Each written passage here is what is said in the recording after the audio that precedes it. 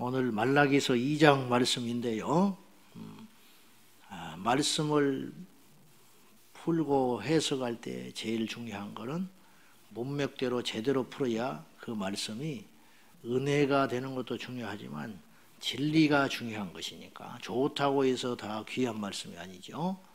그러니까 그러면 문맥을 살필 때에 누구에게 이것이 해당되느냐, 이것이 중요한 것인데, 오늘 말라기서 2장의 초반에 그 서두, 그러니까 누구한테 이 말씀을 하셨는가, 이걸 살펴야 하지요. 그래서 1절에서 9절까지는 제사장, 당시의 제사장에게 주신 경고, 그리고 10절 이하는 일반 백성들에게 주신 경고, 이게 두 가지예요. 그러니까 일반 백성 안에는 제사장도 들어가지요. 그러면 자 1절 보시죠. 1절 시작. 너희 제사장들아 이제 너희에게 이같이 명령하노라. 제사장에 들으라 이 말이에요. 다음의 내용은 제사장에게 해당되는 말이다. 그리고 제사장은 오늘 우리의 의미로 두 가지로 해석할 수 있어요. 영적 지도자들. 오늘날 제사장의 시대가 아니니까 제사장은 없지요. 영적 지도자들에게 하는 말. 두 번째, 더 구체적으로 누구한테 하는 말이냐? 목회자들한테 하는 말이다. 목회자들. 그러니까 구약의 제사장이 오늘날 목사냐? 그거에 대해서는 의견이 있지만은 그걸 따지기 전에 그 당시의 제사장들이 오늘날 교회 안에 목회자라고 일단 해석을 해도 무방하다 봅니다. 그러면 하나님이 어떻게 무슨 말씀을 하시려고 하느냐 한번 봅시다. 2절입니다. 2절 시작. 만군의 여호와가 이르노라. 너희가 만일 듣지 아니하며 마음에 두지 아니하여 내 이름을 영화롭게 하지 아니하면 내가 너희에게 저주를 내려 너희의 복을 저주하리라.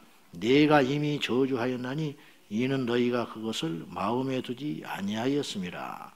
하나님이 단단히 화가 나신 거예요. 그래서 너희에게 준 복, 제사장은 복 받은 겁니다. 당시의 제사장은 하고 싶어서 하는 게 아니에요. 제사장은 아론의 혈통으로 유전이 되는 것이거든요. 그러니까 택함 받은 거예요. 그러니까 아론의 계보를 타고 태어나서 제사장의 역할을 한다는 건 엄청난 혜택이에요. 하고 싶다고 하는 것도 아니고 아무나 그런 복을 받는 게 아닌데 너희가 복을 받았다. 근데 복을 받는 게 중요한 게 아니고 제대로 못하면 하나님이 더 화가 나는 거예요. 그래서 너희의 복을 저주로 바꾸겠다.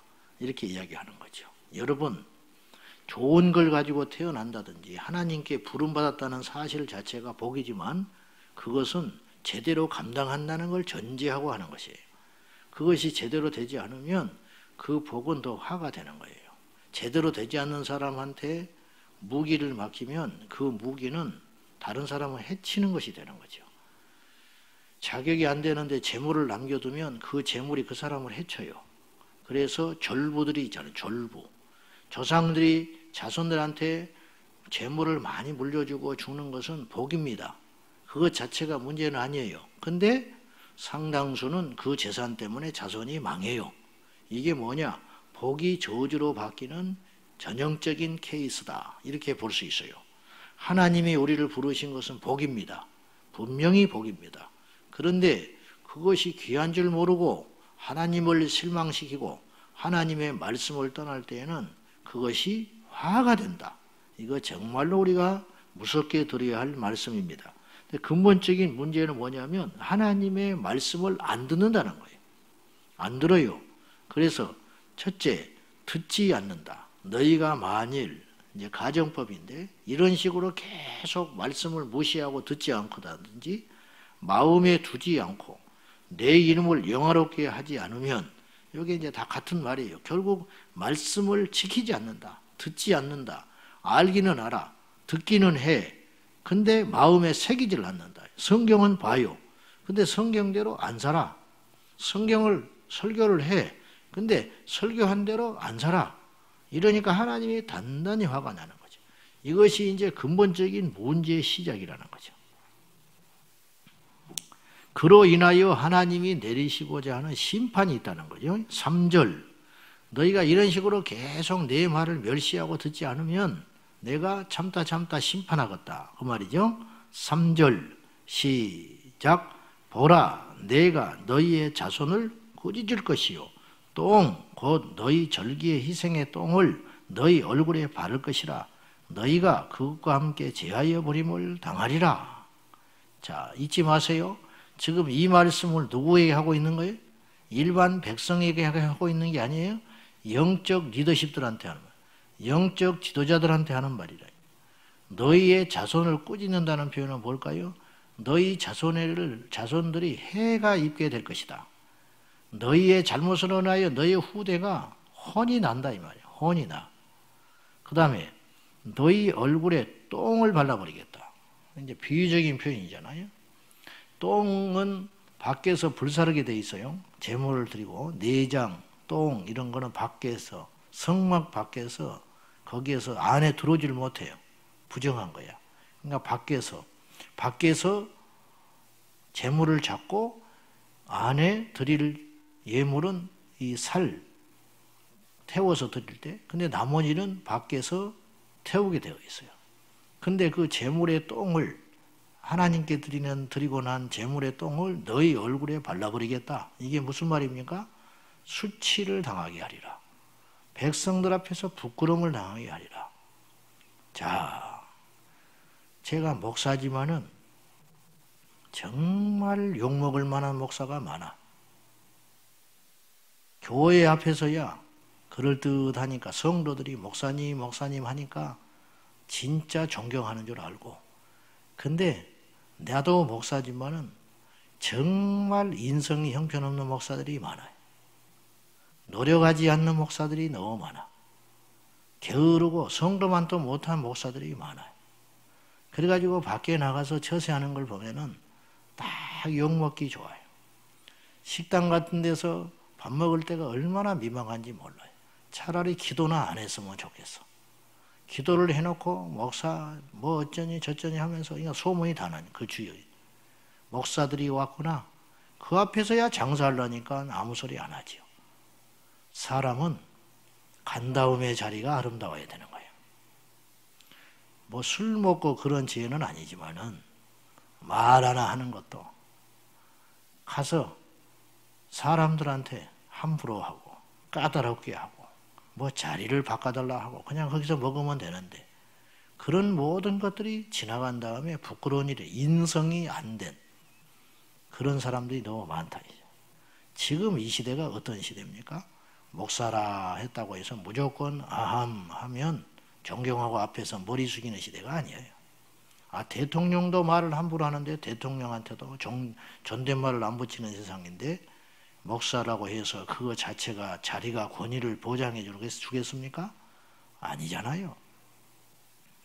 지금 한국 교회가 위상이 추락하고 목사가 먹사라는 말을 듣는 이유는 뭐 세상이 어쩌다 뭐 교회를 어떻게 무시한다 핍박한다 다 좋은데 원인 제공을 한 것도 많다 이 말이죠. 누가 그렇게 하라고 했어요?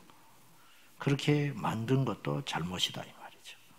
그러니까 3대 종교 우리나라에 개신교, 불교, 천주교 개신교가 항상 꼴찌야. 그렇게 된 지가 30년이 넘었어요. 그럼 왜 그런 취급을 받는가? 이렇게 등치가 큰데 교회들이 얼마나 많은데 믿는 사람이 이렇게 많은데 왜 이런 무시를 받고 언론이나 정부에 대해서 정부가 대할 때 순위가 3번처럼 밀려나는가?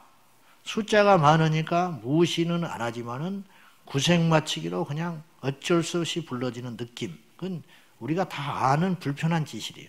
그걸 향해서 그런 대우를 받는 걸 가지고 정부를 비판할 문제가 아니라 왜 이 지경이 됐는가? 왜 얼굴에 똥을 묻혔다고 뭐랄 게 아니라 왜 얼굴에 똥 묻히는 시대가 되어버렸는가? 이걸 냉정하게 따져볼 필요가 있다 이 말입니다. 저도 목사지만은 어쩌면 조심스럽게 생각해 볼 때 하나님이 우리를 그렇게 심판하는 건 아니냐 이 말이에요. 너희들이 내 말대로 살지를 않아. 너희들이 위선적이고 가증스럽게 행하니까 일반 성도만도 못하게 저신머리를 하고 다니니까 내가 너희들의 얼굴에 똥칠을 해버리겠다고 지금 이 교회를 이렇게 하나님께서 부끄럽게 만드는 건 아닌가 하는 말이죠. 옛날의 목사님들은 그렇지 않았어요. 그럼 옛날의 목사님들을 뭐 잘생겨서 그랬습니까? 많이 배워서 그랬습니까? 재산이 많아서 그렇습니까? 가문이 좋아서 그렇습니까? 옛날엔 이런 말이 있어요. 요즘 젊은 애들은 그런 말 듣지도 못했을 거예요. 목사님은 화장실도 안 가는 줄 알았습니다. 그런 말 들어봤죠? 목사님의 그림자는 밟지도 않는다. 그래요. 동네에서 목사가 뜨면 안 믿는 사람도 함부로 안 했어요. 교회 안 다닌 사람도. 목사가 왜 화장실을 안 가? 목사 그까짓 게 뭐라고 그림자를 밟으면 뭔 큰일이나. 그만큼 어려운 존재, 존경받는 존재였다. 이 말이에요. 근데 목사들이 사고를 치기 시작했어요. 음란에 목사들이 바람을 피워. 목사들이 막말을 해요.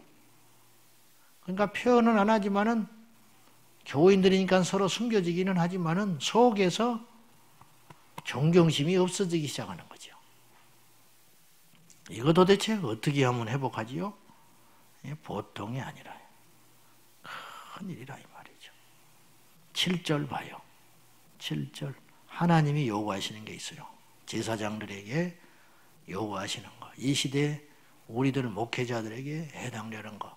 오늘 새벽에 우리 목사들이니까 7절 봅니다. 시작. 제사장의 입술은 지식을 지켜야 하겠고 사람들은 그의 입에서 율법을 구하게 되어야 할 것이니 제사장은 만군의 여호와의 사자가 됨이거늘. 이것이 하나님 우리에게 요구하는 거예요. 너희 목회자들은 입술에서 지식을 지켜야 한다. 여호와의 지식. 그 입에서 나오는 말씀을 지켜라. 그 입술은 지식을 지켜야 하겠고 말을 했으면 지켜라. 헌신을 요구했으면 헌신을 하고 그 말이죠. 사람들은 그의 입에서 율법을 구하게 되어야 할 것이다. 구약에서는 이런 책이 없었잖아요. 그 당시에. 그러니까 하나님의 뜻을 오직 어떻게만 알 수 있냐면 제사장들이 율법을 낭독해 줄 때 오직 그걸 들어서만 알 수 있는 거예요. 그러니까 부지런히 말씀을 깨우치고 가르쳐서 성도들에게 여호와의 율법이 무엇인지를 제대로 가르치거라. 이거 하라고 세운 거다 이 말이죠. 이거 하라. 그거 통로가 아니면 백성들이 알 길이 없어요. 근데 첫째, 제대로 가르쳐라. 두 번째, 가르친 다음에는 그것이 입술의 지식으로만 끝나지 말고 행동으로 옮겨서 본이 되거라. 이 말이죠. 저도 할 말이 없지만은 그렇게 해서 제사장은 만군의 여호와의 사자가 되어야 마땅하다. 사자, 전령, 사신, 하나님이 보낸 사자. 그러니까 하나님과 동격이야. 권위가 있다는 그 정도 이치라는 뜻이 아니라 사자는 중국에서 사신이 오면 그 사신이 이렇게 말해요. 왕의 말을 전달하는 거예요. 그래서 우리나라도 어명이요. 그러면 사람들이 무릎을 딱 꿇고 고개를 땅에 딱 쳐박잖아. 영화에서 보면. 그게 이제 고증이 된 것이니까 옛날에 그랬다 이 말이죠. 그러면 내 앞에 서 있는 사신이 무서운 게 아니고 사신이 전하러 온 그 말, 그걸 따로 구분을 해가지고 어명이다. 왕의 말이야. 무시해도 안 되고 무조건 드려야 돼요. 근데 그 역할을 하라고 제사장을 세운 것이다. 설교가 잘못되는 경우는 흔치 않아요. 그건 이단이나 하는 짓이고 어쩌다가 한번 일어나는 일이고 대부분의 경우는 설교 자체는 다 옳은 이야기입니다. 그렇잖아요? 근데 문제는 뭐냐면 내용물은 다 좋다 이 말이야. 그릇이 더러워. 포장지가 더러워 있어요. 그러니까 그 내용도 무시당하게 되는 거죠. 이것에 대한 경고. 오늘 또 다시 한번 교회 우리 안에 사역자와 말씀을 가르치는 선생님, 이런 분들 우리가 귀담아 들어야 되는데, 우리 얼굴에 똥칠이 생겼습니다. 하나님이 허락지 않으면 이런 일이 생기겠어요? 누구 잘잘못을 떠나서 하나님이 허락지 않으면 참새 한 마리도 거래가 안 되는 법이에요. 그런데 이런 일을 허락하신 것은 하나님이 만약에 허락하셨다면 왜 이런 일이 일어났는가? 우리를 돌아보고 말씀을 듣지 않고 말씀을 마음에 두지 아니하고 여호와의 이름을 영화롭게 하지 아니하고 욕되게 하니까, 우리가 가는 곳마다 하나님이 욕되게 했잖아요. 저게 목사냐? 저게 교인이냐? 그 말은 뭐예요? 우리가 믿는 하나님이 욕을 먹는 거예요. 그래서 그런 말씀들을 이 아침에 우리가 가슴에 깊이 여기고, 아직 완전히 끝나지는 않았어요. 아직도 기회는 있어. 주님이 오시지 않았으니까, 아직 심판이 우리 눈앞에 이르지는 않았으니까요. 그러나 마지막 기회라고 알아야 돼요. 부모가 잘못하면 자식이 고개를 못 들고 다녀요. 우리 지금 이 시대에 우리 목회자들이 제대로 살지 않으면 지금 신학하고 있는 우리 젊은 목회자들, 후보생들은 나중에 목회를 못해요. 우리 때문에. 그걸 엄중하게 알고 우리가 정말 조심해야 됩니다. 구설수에 오르지 말아야 되고, 말 함부로 조심해야 하고, 매사에 지혜롭게 행동해서 다른 사람을 실족시키지 말고 한마디 한마디가 감동이 되도록, 고개를 끄덕끄덕하게 만들도록 철저히 우리 자신들을 돌아봐야 되겠습니다.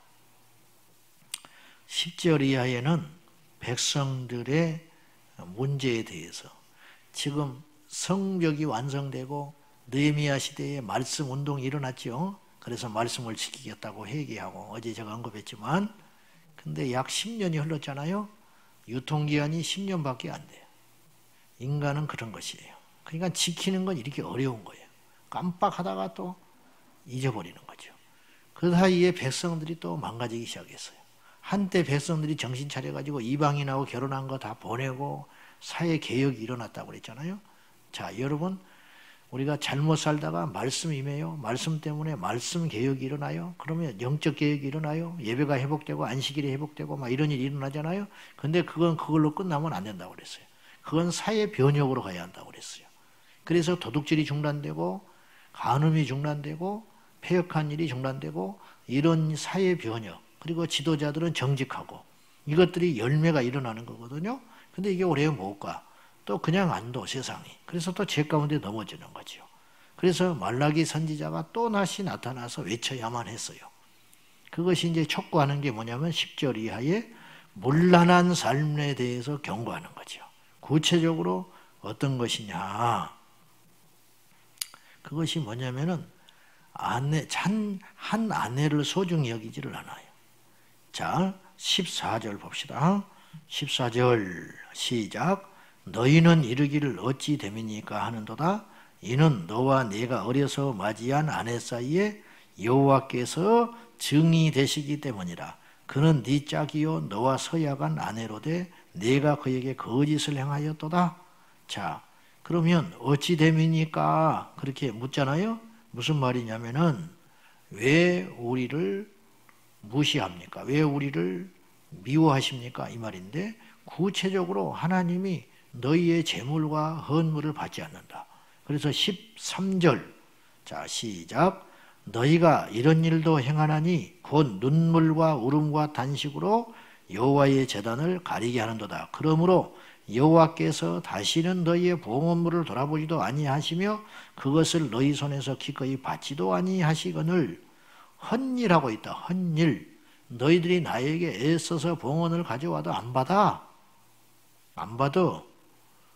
그러니까 백성들이 이렇게 말한다는 거예요. 왜 받지 않습니까? 이 말은 왜 내 기도를 안 받으세요? 내가 안식일을 이렇게 철저히 지키는데 왜 나는 이렇게 하나님 앞에 복을 못 받아요? 내가 이렇게 열심히 기도하는데 하나님 왜 내 기도를 듣지 않으세요? 이런 말이죠. 내가 열심히 힘써서 하나님께 최선을 다하는데 왜 나의 삶에는 하나님의 역사와 응답이 없습니까? 이런 뜻 아닙니까? 근데 그 이유가 그 열심 자체가 잘못된 게 아니고 안식일을 안 나와서 문제가 아니고 제물을 안 드려서가 문제가 아니라 삶에서 문제가 일어났기 때문에 안 받는다. 그 삶이 어떤 일입니까? 네가 어려서 맞이한 아내 사이에 증인이 되시기 때문에 즉 내가 너희들을 맺어줬는데 너희가 한 아내한테 충실하지를 못하다. 이런 말이에요. 그래서 15절 말씀을 이제 주셨는데 마지막으로 읽고 마칩시다. 시작. 그에게는 영이 충만하였으나 오직 하나를 만들지 아니하셨느냐? 어찌하여 하나만 만드셨느냐? 이는 경건한 자손을 얻고자 하심이라. 그러므로 네 심령을 삼가 지켜 어려서 맞이한 아내에게 거짓을 행하지 말지니라. 이 말씀은요, 인간의 원죄론을 뒷받침해 주는 중요한 말씀이기도 해요. 그것 때문에 하신 말씀은 아닌데 말라기 선지자가 무슨 말이냐? 인간에게는 영이 하나다 이 말이죠. 각자 영이 아니라는 거예요. 영이 충만하다. 하나님이 원하시면 우리 각 사람에게 영을 하나씩 주실 만큼 많은 영을 소유하시고 그런 능력이 있으신데 그렇게 하지 아니하시고 오직 하나의 영만 만들어서 우리에게 각자 주셨다는 거죠. 그래서 아담의 영이라는 말이 나오지요. 아담의 영이 우리의 영이에요. 그러니까 아담이 범죄하니까 내 영이 범죄된 거예요. 하나니까. 이해되시죠? 그래서 하나님께서도 영을 하나만 만드셨다. 이제 그 말이에요. 그런데 이 말을 왜 하셨냐면은 하나님조차도 경건한 후대를 얻기 위하여 그 하나의 영으로만 쭉 가게 하셨는데 너희도 마찬가지 한 아내로 만족하고 감사하고 내 앞에서 맹세한 그 아내와 결혼을 하고 경건한 자손을 그래야 주신다 이런 말이죠. 난잡하고 간음하고 세상에서 함부로 살면 경건한 자손을 주지 않을 거야. 그러면 고스란히 그 고통은 누가 오냐? 부모에게 죗값으로 오는 거예요. 이걸 이야기하고 있는 거예요. 그래서 혼례는 거룩한 거예요. 가정은 거룩한 거예요. 그것이 무너지기 시작하면 후대가 망가진다. 그러면 그 고통은 고스란히 부모에게 뼈가 꺾어지고 살이 타들어가는 고통으로 오게 되어 있다 이 말이죠. 그러니까 동성애니 이런 것들을 통해서 그 후대가 끊어지고 경건하지 못한 후대가 태어나게 되면 근친 뭐 이런 거 입에 담을 수 없는 일들이 지금 외국에서 일어나고 있어요. 입양한 자식을 엄마가 결혼하겠다고 혼인신고한 사람이 있었어.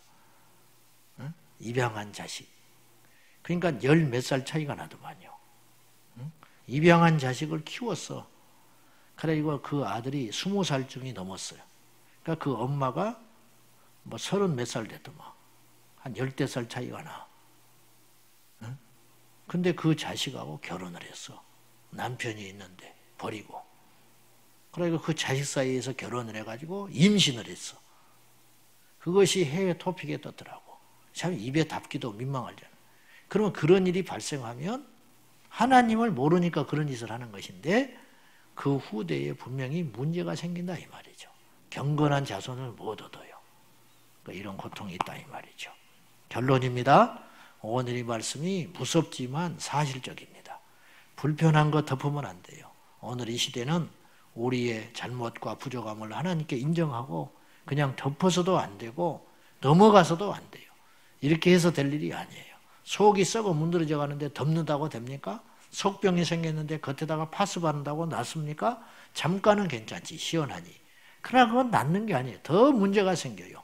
오늘 우리는 지금 우리의 잘못을 하나님께 인정하고 하나님과의 관계 속에서 모든 문제는 거기서 틀어지는 거예요. 말씀대로 살지 않은 것.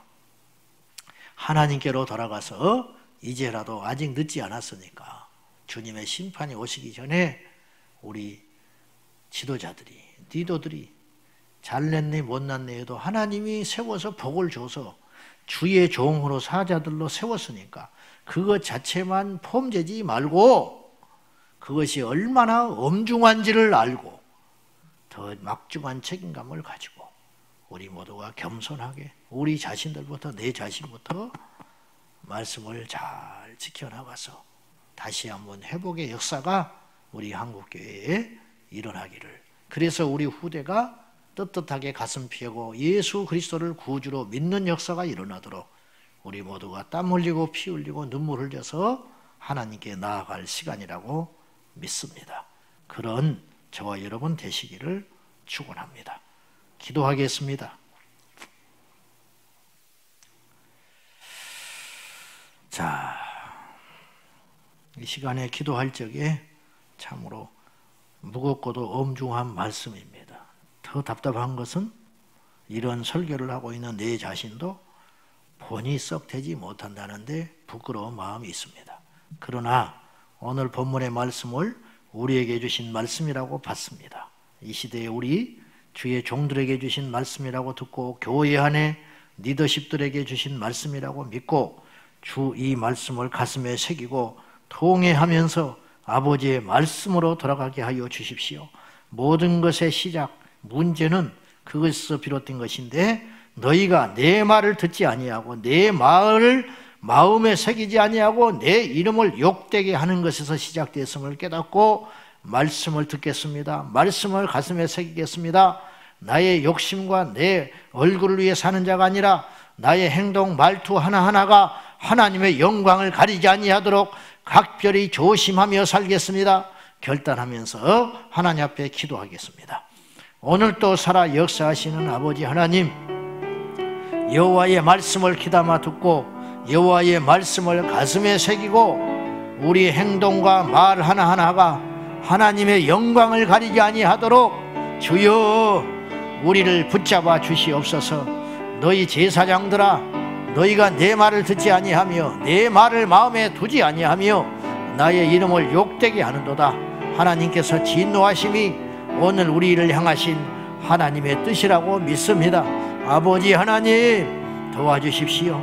불쌍히 여겨주십시오. 한국교회의 전망이 달렸습니다.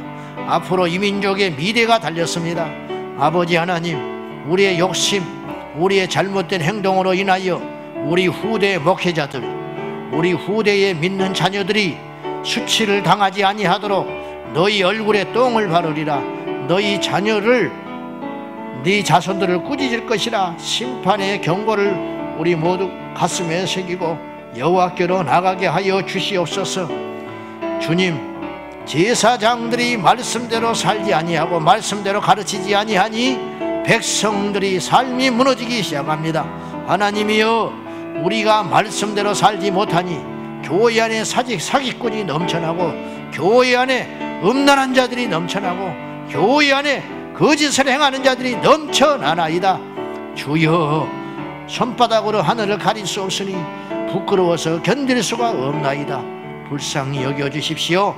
이제 주님의 심판이 이르기 전에 우리 모두가 크고 두려운 날이 오기 전에 가슴을 찢고 우리 모두가 통회하고 제 가운데 앉아서 철저히 회개하게 하여 주십시오.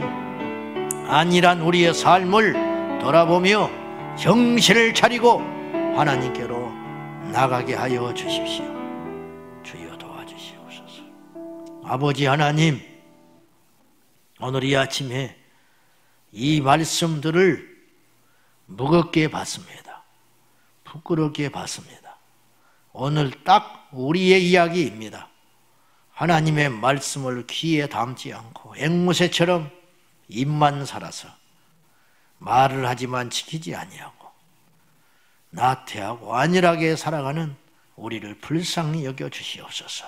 아버지, 어찌 넘어가겠지만은 이번 기회에 우리가 정말로 회개하고 여호와께로 돌아가지 아니하면 미래는 없을 것입니다.